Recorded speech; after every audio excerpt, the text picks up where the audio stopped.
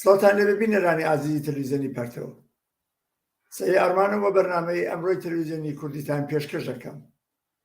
سەرەتا لە بەرنامەی ئەمڕۆدا وتوێژێکمە بێ لەگەڵ هاوڕێیان هومانی گودازگەر و عەلی خدری سەبارەت بە کۆنفرانسی دووهەمی شۆڕای هێزە چەپ و کۆمۆنیستەکان لە کوردستان. سەرنجتان بۆ ئەم وتوێژە ڕائەکێشم. هاوڕێیانی ئازیز، عەلی خدری و هومانی گودازگەر، سڵاوتان لێبێ و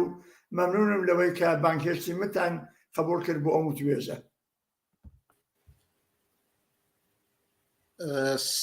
سڵاو هاوڕێ سایی گەرامی، زۆر سپاس بۆ توێش کە داوەتە کردین بۆ ئەم وتوێژە و سڵاوی بینەرانی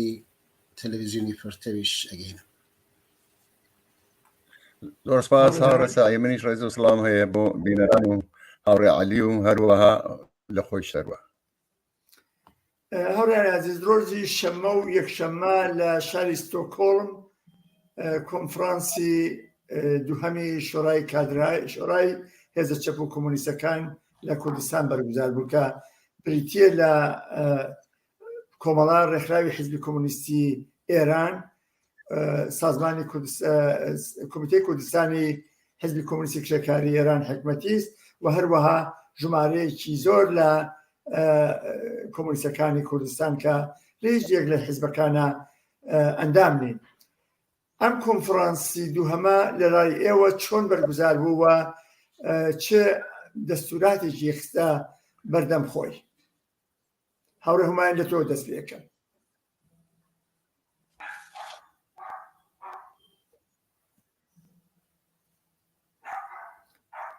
هاوڕێ هومانی گودازگەر، ئەگەر دەنگی منە بیستیت تکایە وەڵام بدە. بەڵێ هاوڕێ بەڵێ بیستم هاوڕێ سایی ببورن. عرض بێت ئەو کۆنفرانسە هەروەک ئێوەی ئیشارەتان پێکرد کۆنفرانسی دووەمی شۆڕای هێزە چەپ و کۆمۆنیستەکان بوو لە کوردستان. زیاتر لە 6 مانگ لەمەوبەر کۆنفرانسی ئەوەڵی ئەم شۆرایە گیراوە. ئێمە لە ئەم تەلەڤیزیۆنەوە و لە باقی میدیای ترەوە 6 مانگی ڕابردوو لەسەر زەرورەتی پێکهاتنی ئەم شۆرایە قسە و باسی زۆرمان کردووە. هەموو ڕەفیقەکان تقریبەن ئەوانەی کە چەهانە ناو ئەحزابە یانینە ناو ئەحزابەوە لە ئەم شۆرایە بەشدار بوون، هەموویان لەم بارەوە قسەیان کردووە بە تێروتەسەلی لەسەر زەرورەتەکەی. هەر لەبەر ئەوە هەروەها کە سوالەکەی ئێوە هەیە ئێمە ئیمڕۆ ناچمە سەر زەرورەتەکەی و ئەمانە بەڵکە ڕۆمەوە سەر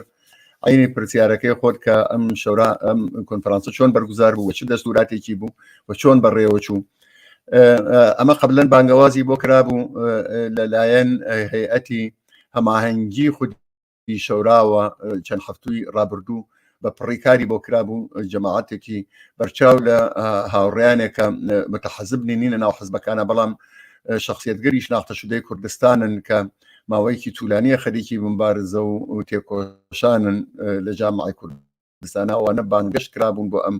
کۆنفرانسە و هەروەها کە خۆشت باسر کرد لە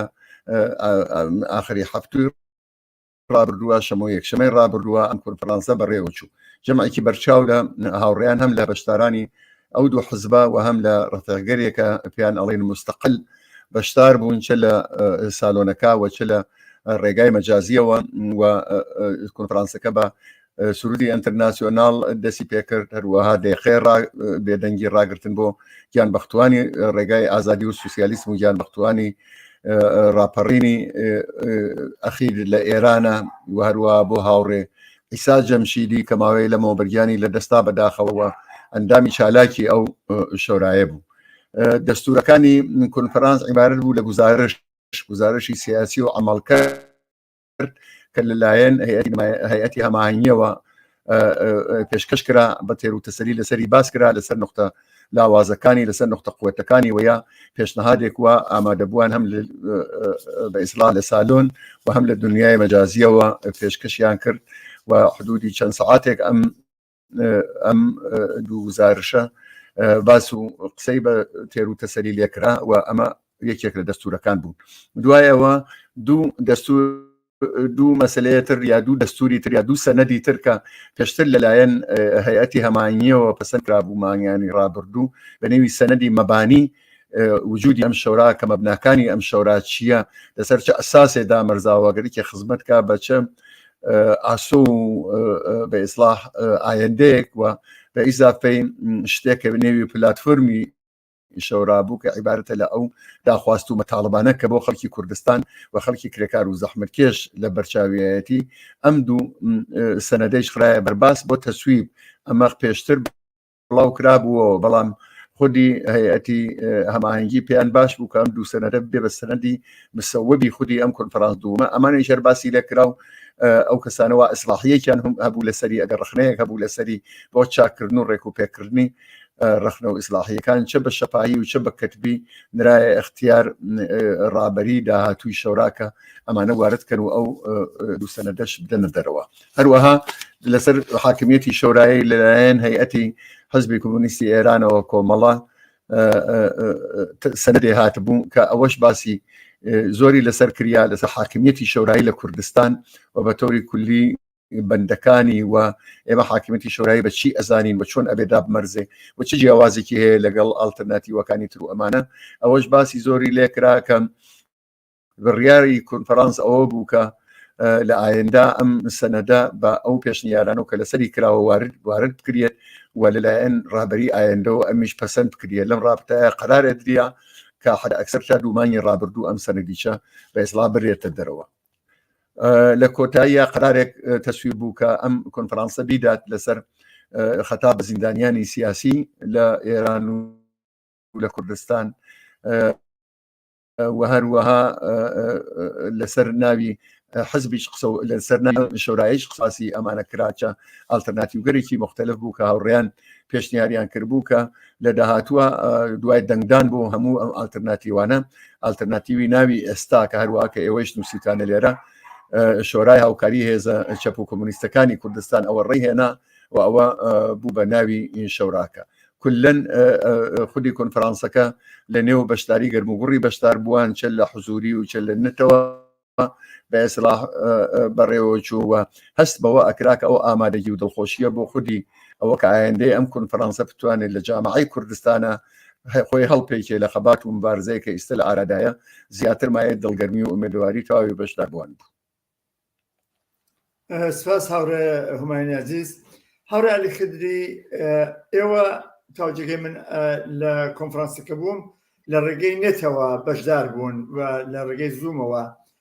ئەم کۆنفرانسان تاقیبە کردوە دیارە هەوڵ و تەقەلایەکی زۆرتاندا بۆ بەرگوزاری ئەم کۆنفرانسی دووهەمە. تێڕوانینی تۆ چی بوو بەرامبەر بە کۆنفرانس؟ هاوڕێ هوماین باسی جوانبێکی کرد، دیدگای تۆ، بینیشی تۆ یا تێڕوانینی تۆ بەرامبەر بەم کۆنفرانسە چۆن بوو و چه مەسالێکتەیە کە زیایکەی بەو شتانەی کە هاوڕێ هوماین باسی کرد لە خزمەتتان فەرموو. زۆر سپاس کاکسایی و سلام هەیە بۆ کاک هوماینیش هەروەها. کاک هوماین باسی کرد کە چۆن چووە بەرەوە و چه مەسائلێک لە کۆنفرانسە ڕوویدا. من بەڵێ لە تەریقی زوومەوە شرکەتم بوو کە بەهەر سوێت فەرقێک جاروبار وا بوو 60 نەفەر 65 نەفەر 70 نەفەر تەدادی وەجۆ شرکەتیە کرد ئەو جۆرەی کە بە پێی خەبەرێکە لە خود ساڵۆنیشەوە هات زیاتر لە 120 نەفەرێک هەمیشە لە کۆنفرانسەکە شرکەتیان بوو. بە نظر منیش کۆنفرانسێکی مثبت بوو، جوابێکی بە نظر من مناسب بوو بە شرایط و ئەوزا ئەحواڵێک کە ئەمڕۆ جامعەی کوردستان و ئێران تایە بەسەر ئەبات و علاقەمەندی زۆر بوو، دەخاڵەتی جدی بوو لە بەحسەکانە و لە کۆنفرانسەکە لەسەر ئایندەی و لەسەر پێشبردی فعالیتێکە لە ئایندا دەبێ شورا بیکا و ئەم شورا تأثیری هەبێ لەسەر فعالیت و حرەکەتێک لە ناو جامعە لە کوردستانە هەست. هەر وەکو هینی من بەرداشتی من بە نظر من مثبت بوو لەم حرەکەتە. ئەم حرەکەتە لە بەتنی خۆی ئاخرێک بوو جواب داتەوە بە نیازێکە ئیمڕۆ جامعە هەستی بە شرایط و ئەوزا حواڵەکە تیای بەسەرەوە مەسەڵەن ئێمە شاهدین لە ئەگەر چاویلەکەی لە 96ەوە حرەکەتێک لە کل جامعە ئێرانە بەرەو ئەوەی کە ڕژیمی جمهوری ئیسلامی یعنی هەموو لە هەموو جناحەکان تێپەر بوو بەرەو سەرنگونی جمهوری ئیسلامی بۆ قەتعی بووەتەوە بەتایبەت لە هەشتمانی ئەخیرە ئێمە شاهدی حرەکەتی سەراسەری لە کوردستانە بووین دوای قەتڵی حکوومەتی ژینایە مەحسا ئەمینی متوجهن کە لە چ لە کوردستان و لە چ جامعی ئێرانە جناحێ المختلف جریانە المختلف بۆی کە بتوانن تەأسیری خۆیان لەسەر ئەم جنبشە سەراسەریەوە حەت بەنسبەت چ کوردستانە و چ ئێرانە دابنن ئەم حرەکەتە بە تۆر واقعی وەختی چاوت لێ کرد لە بەتنی خۆیان زۆر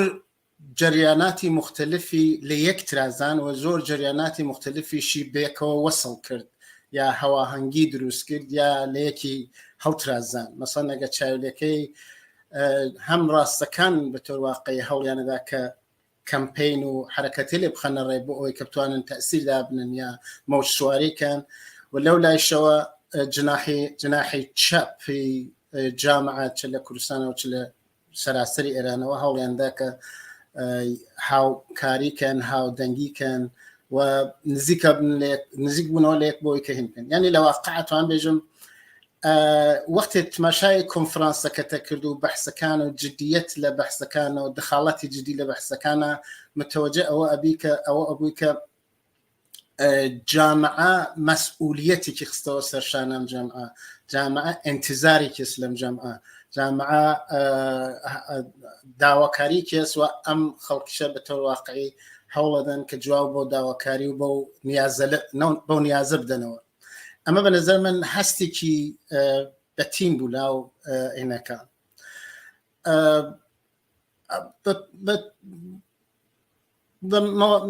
ئەو شتانی کە کاک هەمایش باسی کرە و بەندانەیە بە تایبەت بەحسی حرەکەتی شورایی بەحسی جنبشی شورایی بەحسی ئەوەی کە هەوڵ بدەین کارێ بکەین تەأسیر لەسەر ئەو حرەکەتەی کە ئێمڕۆ لەناو جامعە هەست بۆ دەخاڵەتی مستەقیمی جامعە لە سەرنوشتی خۆیان لە داهاتووی خۆیان کە یەکگرتووێ بەوەی کە بتوانێت ئێرادەی خۆی لە جامعەدا سەپێنێ لە ناچاوێنێ و بەحسی شوراکان بە تۆر واقعی هینبوو کە بەنگە لێ کار ئیستقبال باشی لەکرێەوە کۆی کە ئەو شتێک کە کاکەماینیش باسی کرد مەسەڵەن ئەو وەختی بەحسی مەبانی حاکمیەتی شورایی و منشور مطالبات هات بە نەزار من ئیستقبال باشی لێکراوەی کە هاوڕێیانی کۆمیتەی کوردستانی حیزبی کۆمونیست هاوردیان یا خودە هەرە و مەبانی ئەگە چاوی لێکەی خود مەبانی کە خود شورا لەم ماوە لەسەری کاری کرد بۆمانە هینێکی بە تۆر واقعی ڕادیکاڵ و انقلابی تیا بەرجەستە بوو بە تەواوی نیشانێدا کە جواوەداتەوە بە خاستل و مسائلێک کە ئەمڕۆ لەناو جامعە مەترەحە و لە تەقابڵ لەگەڵ لە واقعات جریاناتی ڕاستە لە تەقابڵ لەگەڵ جناحێلێکا کە دەیانەویست هەوڵ بدەن ئەو چییە هەوڵ بدەن لە واقع بەهرەبەرداریکەن لە فەزایەکەوە لە جەوێکە ئەمڕۆ لەناو جامعە هەست ئەمانە کولەن فەزایەک بوو بە نەزەر من لەناو بەحسەکانە بوو لەناو تەلاشەکانە بوو لەناو ئەوە بوو ینی تەلاشێک لەناو ئەم بەحسکە لابوو ئەوە بوو کە هەوڵ بدەین کارێ بکەین کە جامعە بتوانێ شوراهای محلی سەراسەری خۆی پێک بێرێ بتوانێت لە تەریق شوراکانەوە و حاکمیەتی شورایی لەناو جامعە بەرپا بکە بۆی کە خۆی بتوانێت ئێرادەی خۆی داسەپێنێ بەسەر سیاست و ئایندەی جامعەی کوردستانە و تەسیری تەبعاً لەسەر ئێرانیش دەوێت ئەمە کولەم بەرداشتێک بوو من لەسەری نەکەبووم توانم ئەگەر لە ناوبەتیدا هاتووە بێ لەسەر ئەوەی کە من شخصەن تەسەورم چییە ئینتزارم چییە باس بکەین. زۆر سپاس هاوڕێ عەلی عەزیز بۆ تێبینیەکانت. هاوڕێ هومانی گودازگەر سەبارەت بە ئەو مسۆباتی کە باست کرد سەنەدی مەبانی وجودی شۆڕا پێشتریش ئەمانە بوو یان نا لە دەرەجە یەکەمە، دووهەم زەرورەتی ئەمە بۆ چییە؟ بۆ ئەوەیە کە هەماهەنگتر عەمەل بکەن لەناو ئەم شۆڕایە و فعالیتەکان بەرنە پێشەوە، یان بۆەوەی کە ئەگەر کەسانە بیهەوێ بەم شۆڕایە ملحەق بێت ئاسانتر بێت و بتوانن تێبینیەکان بخوێنەوە، شەرایط بخوێنەوە و ئەوجار ڕاحەتر بێ ببنە ئەندامی ئەم شۆڕایە. لە عینی حاڵەت تەوەقعتان چییە لە هەزاران کۆمۆنیست چ لە دەرەوەی وڵات و چ لە ناوە بۆ پێوەستبوون بەم شۆڕایە؟ فەرموون.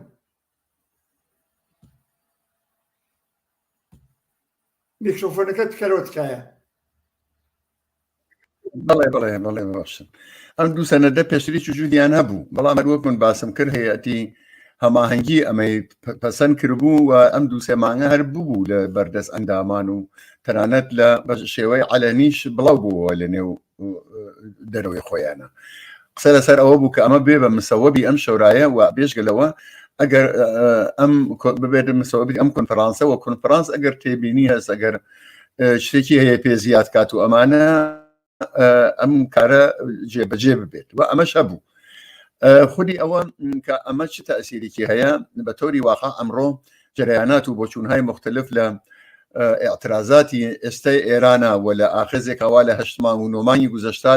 لە ئێران و لە کوردستانی وجودی بوو. زۆر کەس ئالترناتیڤ و بە ئێسلاح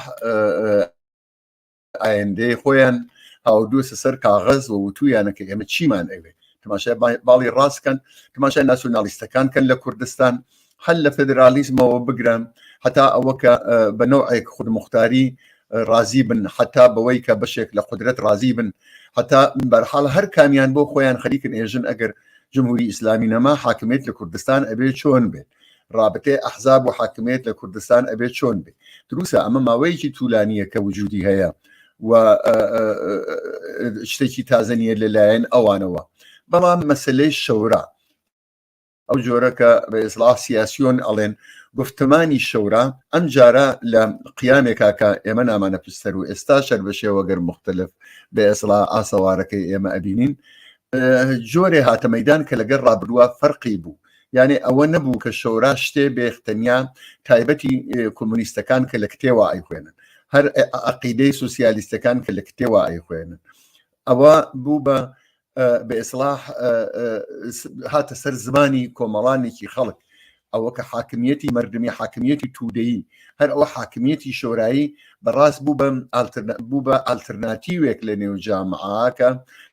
بانگەواز کرا کە داوای لێکرا کە بێتە بەرەوە. ئەم جارە فەرقی بوو لەگەڵ حتا ساڵەکان و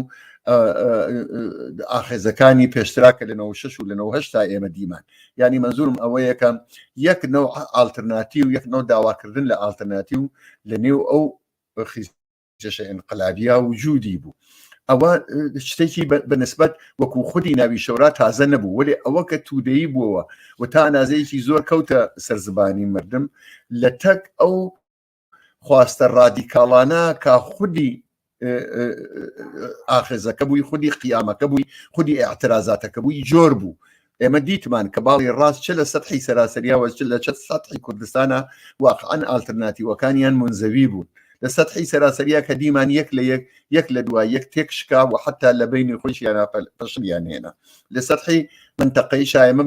مەخسوسن لە کوردستانە کە خەریکین ئێستا سەبارەت بە ئەوێ قساکەین، دیتمان کە بووە باعیس ئەوە کە هەر کەسێ بۆ ڕۆشت لەگەڵ باڵی ڕاست قسە بکات، یەکێ لەگەڵ سەڵتەنە تەڵەب، یەکێ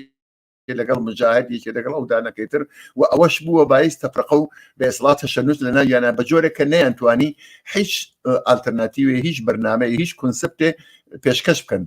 بە جامعە. بەڵام لەو لاکێترەوە حاکمیەتی شۆرایی لەلایەن چەپەکانەوە لەلایەن کۆمونیستەکانەوە کە منتەبەخ بوو لەگەڵ شۆڕشەکە لە ناوەوە ئەمە هاتە بەرەوە بەم معنایە هەنگاوی گەورە هەڵگیراوە بۆ ئەوە کە سەرنوێشتی داهاتوی جامعەی کوردستان حتمی نیە وەکو سەرنوێشتی خەڵک لە کوردستانی عێراق بەوە ڕقم خوا کە ئەحزاب بن حاکمیت بکەن کە بێتە دەوڵەتی حاکمی ئەحزابێکە لەوێ هەیە بەڵکە ئالتەرناتیڤێکی تر هاتە بەیان ئەم سەنەدەکە هاتە ئەم کۆنفرانسەوە کە باسی دەبکرێت بە بەرچاوگرتنی ئەو واقعیەتە کۆمەڵایەتیە بوو کە خودی ئەم ئاعترازاتی ئەخیر لە خۆیەوە نیشانی داوە ئێمە باسمان لێ کرد ئەوە کە باسین سوالەکە ئەوە کە ئێمە چه ئینتزارێکمان هەیە بە تەوری واقع ئەم ئاخذ و ئینقلاب و بە ئێزڵار ڕاپەڕینە ئیدامەی ئەبێت لە دەورەکانی ترا بازم بە قودرەتی فرەترەوە هەڵ ئەچێت دلیلەکەی چییە؟ ئیسە من گەرەکم نییە باسی توول و درێژکەم کە بۆچی حتمەن هەڵ ئەچێت جامعەی ئێران دووچاری وەزعیەتێ بووە تەنیا ئەتوانێت بۆ پێشەوە بڕات و جمهوری ئیسلامی سەرنگونکە ئەگەر نا سرفی ژیان و مەدەنیەت بۆ خەڵک ئیسە دووچاری بنبەستە هەموو کەس ئەزانێ ئەمە کەوایە ئەم ئاعترازاتە حتمما دووبارە تێتەوە مەیان ئەم ئاعترازاتە دووبارە حتمما سەر هەڵەدا ئێمە وەکو چەپەکان وەکو کۆمونیستەکان وەکو ئازادی خوازان و عەداڵەت تەڵەبانی جامعەی کوردستان بە حزب و غێر حزبەوە ئەبێ ئامادە بین ئەبێ سازماندراوە بین ئەژێ منسەجم بین ئەبێ شعار و متاڵباتمان مشخص بێ و لە گشتی مهمتر ئەبێ تێب کۆشین بۆ ئەوە کە هەڵپێکرین لەو ئاعترازات و ئاعتساباتە کە لەنێو کۆمەلگا هەیە زەرورەت لەمە مهمتر چی هەیە بۆ ئەوە کە ئێمە هەرچی فراوانتر جەمە بین لە دەور یەکتر قسەکانمان کەینەیەکێ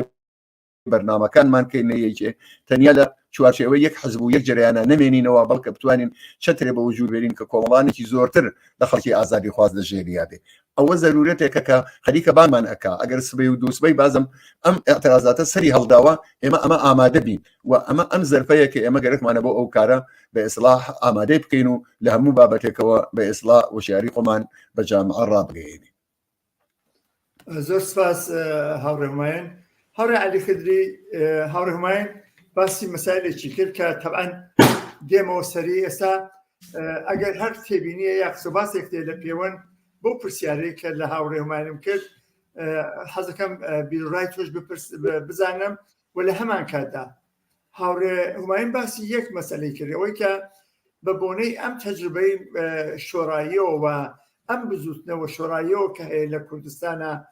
ئەکرێت سەرنوێشتی خەڵکی کوردستان لە تەحولاتی سیاسی داهاتوو لە ئێرانە ئێلزامەن وەکو سەرنوێشتی خەڵکی کوردستانی لێنێ لە عێراقاوە لە کوردستانە لەژێر لە سەڵادارەتی دوو حیزبی پارتی و یەکێتیە ڕای تۆ چیە بەرامبەر بەم مەسەلە؟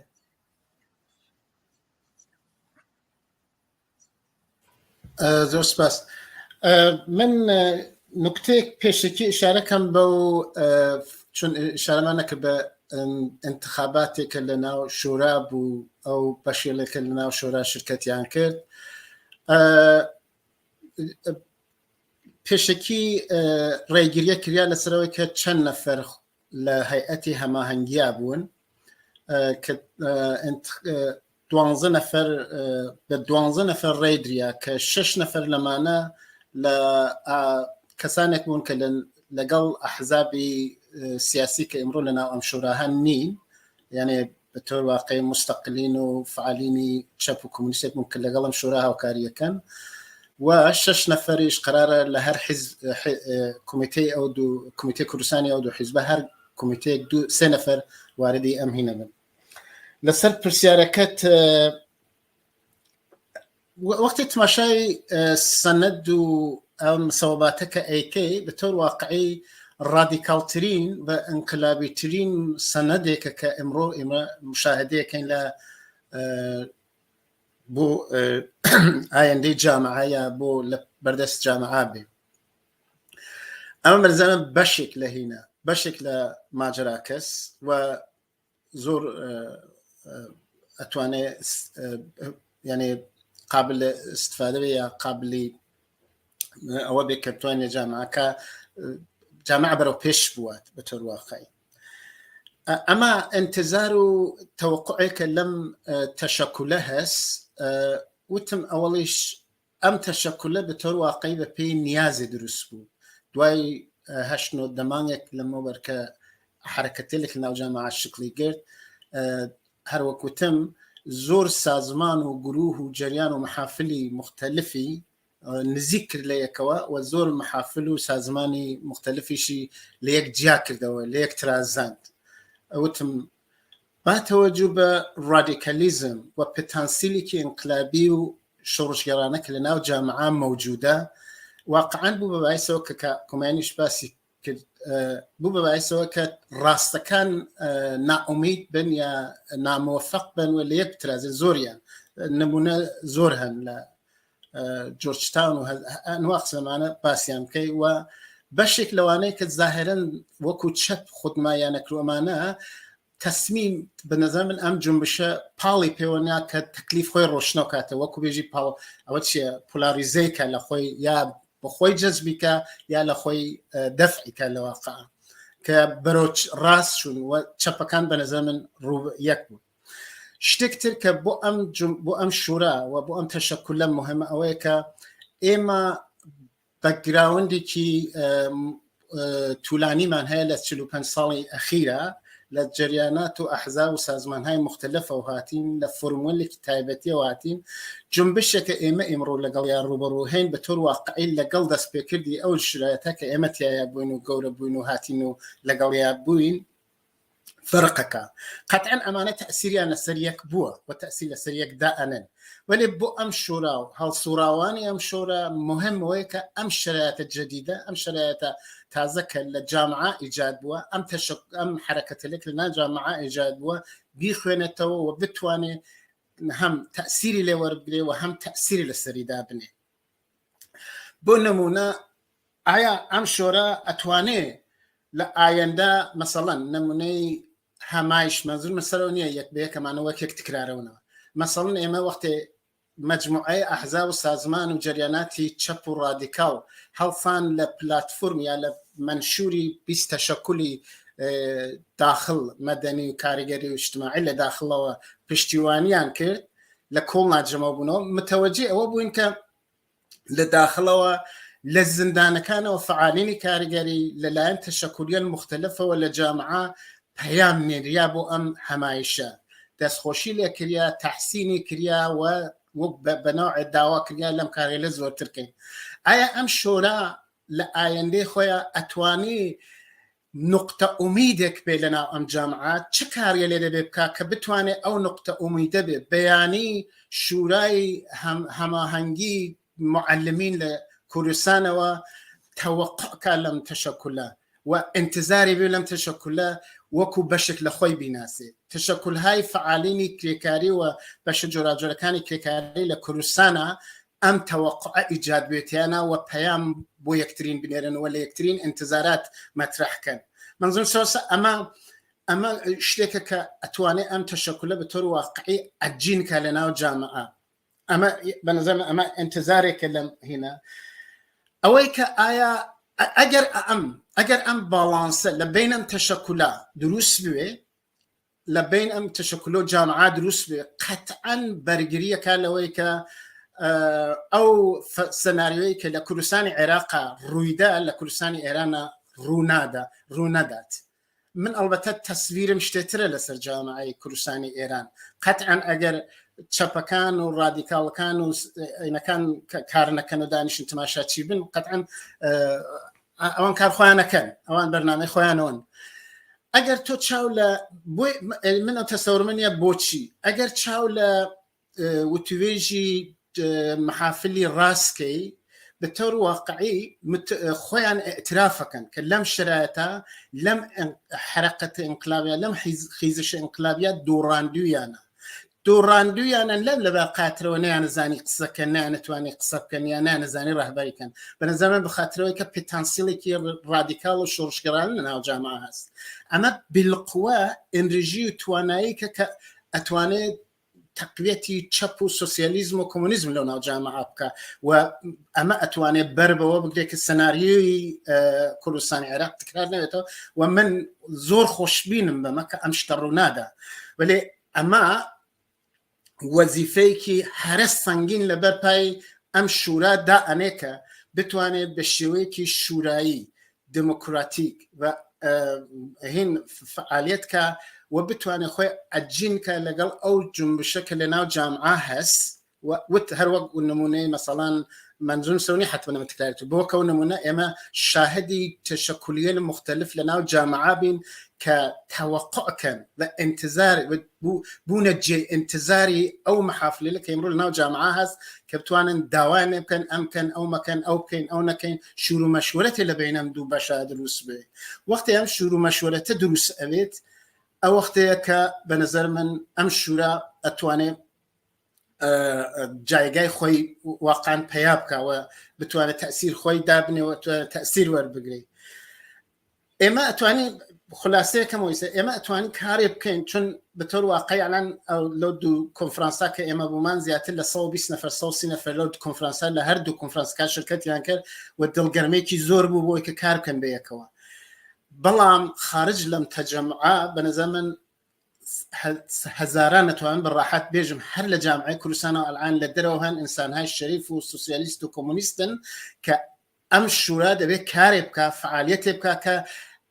كأمنيرو إنرجية جمع كاتا ولا ناخويا شون واقعا كاريلك اللي خارج كشورى أم شورى أتواني بيكا لداخله إمكانية أتواني إمكانات وأبزاريلك بخاطر دس فعاليته تلاشي بەشە جۆراجۆرەکان لە ناو جامعە کە بتوانێت بەرەو پێش بچێت زۆر زەروریە و هومانیش ئشارەی پێ کرد جامعە ماتڵێ مە ناوێ و جارێتریش نامان بەخشن بێژین غافڵگیر بووین بە تۆر واقعی ئەمە حرەکەتێکە لە ناو جامعە شروع بووە ئەوەی کە لە خیابانێنی ئەوەی کە ڕژیم جمهوری بۆخشە کەمێکی ئیدام هینەکەم ئەوەی کە ڕژیم جمهوری ئیسلامی پادگانەکان هاوەدەستیەوە نگابانی بانکەکان هاوەدەستی یا مجموعەیە لەم جۆرە شتێلە دلیل بەر ئەوەی کە جمهوری ئیسلامی واقعاً ئەتوانێت ئیدامەی حیاتی بە لە قودرەتە ماوەسە نییە وەکو بێژی هۆستێج یا جامعەی بە شێوەی نظامی بە گروگان گرتووە بەرە ئەوەی کە ئەم ڕژیمە بەرەو نابودیە چێ بەرە سەرنگونیە چێ هەردوو بەشەکە چه خود ڕژیم چەوانەی ناو ڕژیمە هەن چه خود جامعە دەیانێت تعیین تەکلیف بکەن ئەوەی وا دەیەوێت تعیین تەکلیفکە لەگەڵ جمهوری ئیسلامیە جامعەس و بەرەو ئەوە چێ کە ڕژیم لا بووە پێما قسەکان کەمە توولانی بوو جملەی ئاخرمەوەسە کە ئەگەر وارد جامعە بووی شەڕێکێ ئەزیم لە کوچە و کۆڵە لە ماڵانە لە هەموو قوشبنی ئەو جامعە موجودە ئێمە تەجربەی کوردستانمانست الان لەم 40 ساڵە ڕژیم فقط لەبار نظامیە و لە کوردستانە قدرەتی بوو حکوومەتی بوو الان کولی ئێران وای لێ هاتیە الان کولی ئێران بووە بە ئاوری لەژێر پای ڕژیم جمهوری ئیسلامی و ئەم قەزیە ڕوو ئەدا ئەچێ بەرەو پێش ئەگە ئێمە دووبارە غافڵگیر بووین ئێمە مقەسرین سپاس سپاسی تۆش هاوڕێ عەلی دەکەم من هەر حەزم کرد کە باش بچوویتە سەر ئەو بەشانەی کە مەدی نەزەری منیش بوو هەر بۆیەش ئێستا لە هاوڕێ هومانی نەپرسیم کاتەکەمان زۆر نەماوە چەند مساحبەیەکی کەشمەیە لە پەیوەند بەو قسانەی هاوڕێ عەلی خدریە باسی کرد کە زۆر خۆشببینم باتەوەجە بە تەجروبیاتێکە هەیە و ئامادەگیهایەکە هەیە ئەم خۆشببینیانە لە نەزەر تۆ چۆنە یەک دوو چۆن دەتوانین تەزمینی کەین جاری وایە گرتنی سەنگەرێک ئاسانە یا ئاسەمە بەڵام حفزی مهمترە لە گرتنەکەی ڕای تۆ چیە بەرامبەر بە مەسەلا متوقع چیە لە کۆمۆنیستەکانی کوردستان کە دەور و نەخشی جدیان ببێ لە داهاتووی چارەنووسی خەڵکی کوردستانە کە تەبعەن بێهین نییە بێ ئێرتباط نابێ لەگەڵ چارەنووسی کولی بزوتنەوەی کرێکاری و شۆڕژگەرانەی خەڵکی ئێران لە داهاتووە فەرموو هاوڕێ هومانی ئەو قسەی هاوڕێ عەلی لە مۆردەوە کە دنیا فەرقی کردووە ئەوە بە نەزەر من مەسلەیەکی مهمە کە ئێمە بە تەوری کولی سیاسیەکان چەپ و ڕاست ئەبێ قبوڵی بکەن دنیا ئێستا فەرقی کردووە تەزاهوراتی ئێستا تەوەقعی ئێستا مردمی ئێستا جوانی ئێستا جوان و مردمی 3 نسڵ دوای انقلاب 57 هەموو شتێکی فەرقی کردووە لە نەتیجا وەختێ تماشای اعترازات ئەەکەی لەگەڵ ئەو وەختا کە ئێمە مناڵ جوان بووین و وەکو جوانی ئیمڕۆوا بووین 42 ساڵ لەمەوبەر ئەسڵەن ئاسمان تازەوی فەرقەکە جامعەیەکی مدرن جامعەیەکی پرتەوەقۆ جامعەیە کە چاوی بەوە کردووەسەوە کە دنیا پڕیە لە ئیمکانات دنیا ئەتوانێت زۆر خۆشتر بێت لەوە واهس کەس مەجبور نییە بێکار بێت ژن مەجبور نییە سەرکوت بکریە مناڵ مەجبور نییە لە جیای دەرس خوێندن لە خیابانەکانە خەریکی سگار و فرۆشتن بێ شکلات فرۆشتن بێ ینی ئەمانە خود ئاگاییەکە کە لە نێو جامعە بڵاو بووسەوە 50 ساڵ لەمەوە بەر ئەم تەبلیغاتە فقط ئەو کەسانە ئەیان کردوا سیاسی یا بە ئیسلاح جامعە ئاگاهن لە نەتیجا خودی ئەوە کە دنیا فەرقی کردووە هەموو شتێ قبوڵەکە ئەمە زۆر مهمە و ئەمە لە جوابی ئەوە یەکێک لەو شتگرەسە کە ئومێد ئەدا بە ئێمە کە ئەو جامعە ئیتر مل بە هەر ئالتەرناتیوێ نادا ئێوە تماشاکەن ئەم هەموو شاشا و نازانم شاع ببێتەوە و زەمان پالەوی خۆش بوو ئەمانە لەلایەن ئەو جامعە وەرنەگیرە ئێمە دیتمان بە چاوی خۆمان لە مەقابڵیان ئێمە ڕادی کاڵ دیتمان کە ئەلێن ئەبێ جمهوری ئیسلامی بە تەواوی هێزیەوە بڕۆن ئەبێ مردم خۆیان حاکمیت بکەن ئەبێ ئەو زوڵم و زۆرە نەمێنێت گوێ بگرن بۆ داخوازەکان کە ڕیشەیە عەلەیهی فەقر عەلەیهی بەدبەختیەکە کە ئەلەم 40 ساڵە لەلایەن جمهوری ئیسلامیەوە داسەپاوە دەی ئەمە ئەو ماتریاڵەیە کە چەپەکان و کۆمونیستەکان و بە تەوری کوردی جنبش سوسیالیستی لە ئێران و لە کوردستانە ئەتوانێت دڵی پێخۆش بێ بۆ ئەوە کە بتوانێت هەنگاوێ گەورە بڕێ بۆ بڕۆتە بەرەوە و ڕاستەکان بنێتە کنارەوە ئەمە زۆر مهمە لەلایەتریشەوە چەپ و ڕاست وەک جاران نەماون قاتی بوو بێتن هەردووکیان ئائیسا لە یەک ژیان و هەموو کەس ئەتوانێت بیان بینێ هەموو کەس جۆرجتاون و نازانم باڵی شاو و جمهوری خاو یا لە کوردستان ناسیۆنالیستەکان ئەبینێت چەپ و کۆمونیستەکانیش ئەبینێت یعنی ئەو تەفکیکە ئیسە زۆر ئاشکراترە لە ساڵان و لە ڕابردوو هێزی جەماوەرێک وا ئیسە داوای عەداڵەتخوایی ئەکا فەرە بەرچاوی ڕۆشنترە هەر لە ئەم اعترازاتەی ڕابردووە بە هەزاران نەهات دروست کراوە تەشەکوڵی چکۆلە دروست کراوە ئەتوانم بڵێم بەدەیان و سەدان هەزار لاو و جوان وەکو ڕەهبەری مەحەلە و ڕەهبەری شار و ڕەهبەری کارخانە و کارگە و ئەو شوێنگەرەکە کاری تیاکەن هاتنە سەمەیان ئەمانە ئەو شتانەسا کە جێگەی ئومێد ئێمن بۆ ئەوە کە ئەم جارە ئیتر ئەو جامعە من نادا بە ڕژیمی حکوومەتێکی چەوسێنەر و سەرکوتگەری تر وەکو جمهوری ئیسلامی و ڕێ نادابەوە کە بە هەر قیبەتێ بازە مەسڵەکانی داهاتوو ئەوان سواری بن ئێمە ئەبێ بۆ ئەمە خۆمان ئامادەکەین و ئەمە شتێکە کە ئێمە بانگەوازەکا بۆ ئەوە کە لە ناوەوەی کوردستان هەر وەکو ئێمە ئەوانیش یەک بگرن فعالین یەک بگرن ئەو کەسانەوە ڕابەری خەڵکن یەک بگرن ئەو کەسانەوە خۆشناون لە مەحەلەکان و شارەکان یەک بگرن و ئەوانیش ئەم چۆن بە شێوەی ئێمە چۆن شەورامان دروست کردووە پێکەوە خەریکین کارکەین ئەوانیش بە شۆن شتگەرێکا بگرن ئێمە نوسخەیان بۆ ناپێچینەوە بڵێن وەک ئێمە ئێوەی شوا بکەن ئەوان خۆیان ئەزانن هێشتا هەن لەژێر دەسەڵاتی ڕژیمێکی دڕندەی سەرکوتگەرە بەڵام ئەلاڕغمی ئەوە چەندمانی ڕابردوو بە ئێمەی نیشاندا کە ئەلاڕغمی ئەوە وورەی خەڵک بەرزە سەرکوتگەری جمهوری ئیسلامی ئیتر ناتوانێت خەڵک تۆقێنێ جا هەر باتەوە جو بەو تەوازن قواکە هەست ئەوان ئەتوانن و توانی و ینی زۆر کار بکەن ئەبێ ئەوانیش خۆیان یەک بگرن ئەبێ دەستخەنە ناو دەستی یەک ئەوە کە ئەڵێن ئەبێ مبارزات فراوانتر بێتەوە توودەیەکی وەسیعتر عليه جمهوری ئیسلامی بێنەمەیان و داوای ئەم داخوازیانە بکەن منزورمان هەر ئەمانەیە لە نەتیجا ئێمە ئابەمانە خۆشببینین و هەروەک هاوڕێ عەلیش ئیشارە پێکرد ئیمڕۆ دنیا فەرقی کردووە ئەوزا و ئەحواڵ جامعە فەرقی کردووە ئەو ئینسانانە هانەمەیانە فەرقیان کردووە جۆرێترن بە نسبەت ڕابردوو و تەوقعی تریانەیە هێزێ تریانەیە جەسارەتێ تریانەیە ئەبێ ئێمە ئەوە لە نەزەرا بگرین وەکو کەسانێک واین دەورەکانی قبلین دروستە 40 ساڵە مەبارزەکەین و تێکۆشاوین لە شرایەتی سەخت و اختناقیشا بەڵام ئەبێ خۆمان منتەبەقکەین لەگەڵ ئەو مبارزاتە یەکی لەو کارانە ئەوەیە ئەرکی ئەم شەورایە ئەبێ لە ڕابطە لەگەڵ ناوەوە ئەو شتە بە ئیسلاح جواب پێباتەوە بەو نیازە سپاس هاوڕۆ هوماین بینەرانی عەزیز لەوەی کە جاری وایە خەت خراپە بەهۆی ئینتەرنێتەوە داوای لێبوردنەکەم کە دەنگی هاوڕێ هوماین تۆزێ وازەحنێ لە بەعزە مەواردێکە یا کڕەکڕی لێ دێت ببورن من یەک پرسیارم هەیە لە هەردووتان ئەگەر شتێکی تایبەت باقی ماوە کە تا ئێستا نەتانوتووە میکرۆفۆنەکە لە اختیارتانەیە هاوڕێ عەلی خدری لە تۆ دەسویەکەم فەرموو